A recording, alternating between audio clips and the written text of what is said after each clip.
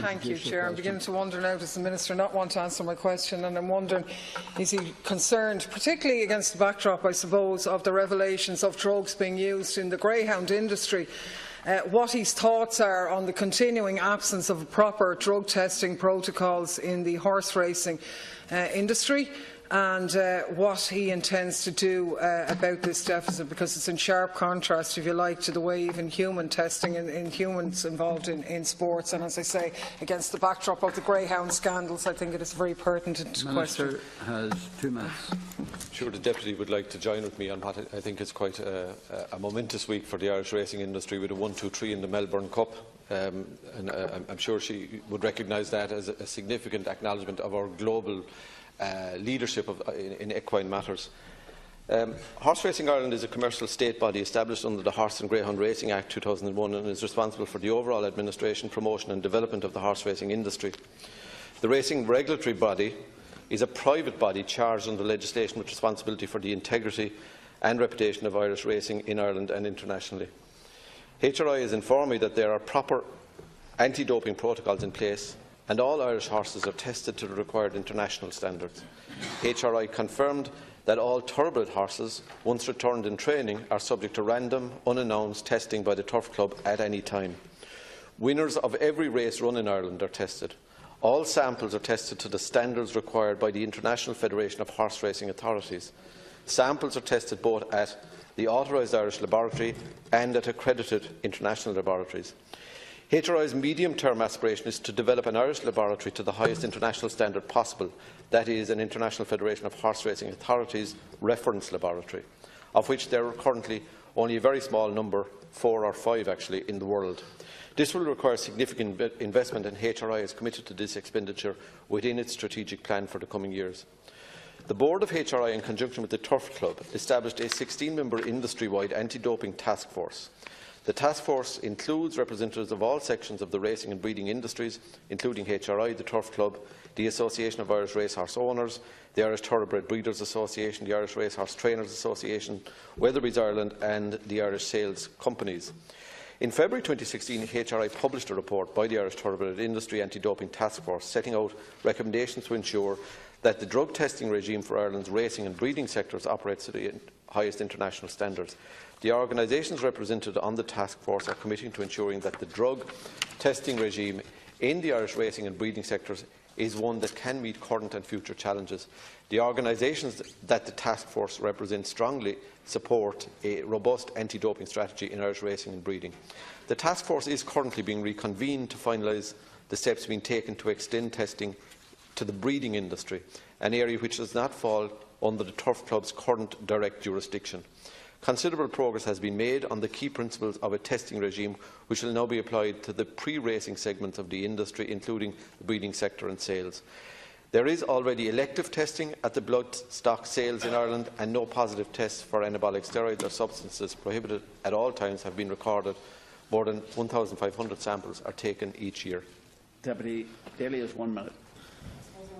Maybe remind the Minister that our global leadership in equine matters, so-called, will be severely challenged unless we address matters of drugs and unless we address actually matters of employment rights, or rather lack of them, in that very same industry.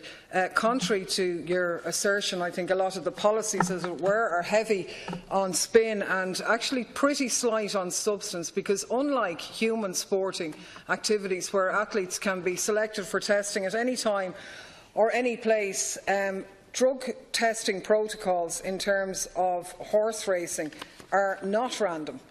In many instances, if the horse is not at a licensed race course or the trainer's yard, in other words back on the owner's premises, then the regulatory authority here, the Turf Club, have to give the owner 5 working days' notice, which doesn't include a Saturday or a Sunday, of their intention to test the horse. So, in other words, a racehorse that could be full to the brim of performance-enhancing drugs would have the whole week effectively to be detoxed before in which an examination. Well, it is regulation number 7 of the rules of racing, which I'll deal with in my supplementary reply. But that's a fact. It's there in your own rules, so they have to give them that notice. Minister's 1 minute. What the Deputy point blank appears to refuse to acknowledge is that our testing regime is compliant with international best standard. And in fact, what HRI and the Turf Club have been involved with is, to step ahead of the minimum international requirement, which we meet in terms of the International Federation of Horse Racing Authorities, and to put in place a best-in-class system to deal with horses that are outside of training. And I think that, in fairness, is the objective of the task force that was convened, and it's representative of all of the stakeholders in the industry, which would build on the commitment that the industry has in terms of investment in new laboratory facilities to become an international reference laboratory in such matters. So the direction of travel, in fact, is quite positive in the right direction. There is, as you reference, a cohort outside of training where there are jurisdictional issues in terms of access presently. But bear in mind, we meet the highest and required international standards, and what this task force is achieving to do is to take us ahead of the international standard and to give us a reach in respect of all horses. A final supplementary from Deputy Daly. What I was saying was accurate. The 5 days notice system does apply and is outlined in regulation for the whole. You can come back in a minute. Sure, we can come back. Yeah, thank you, Chair. I heard what you said regarding the different categories, but nonetheless the point I'm making is an absolute valid one. Not only that, if the owner doesn't make the horse available for testing and they fail to furnish the information within 5 days, it's at the discretion of the stewards of the governing body might deem that a missed test. And what's the penalty for a missed test? Well, they may be referred to the referrals committee, which may or may not issue or impose sanctions. So that is an incredibly loose criteria that's there. I mean, can you tell me the number of cases of what the penalty is for a missed test? What are the referrals? What have been the consequences for people who fail to produce, given the latitude that is given to them in a different time? Because on the one hand, your first reply, you're going, oh, we're the best in the world, and then you're saying, oh, sure, look, we're only the same as everybody else, really. I'm sure, isn't that good enough? I don't think it's good enough. What our current testing regime is equivalent with the rest of the world and meets the standard required of us internationally.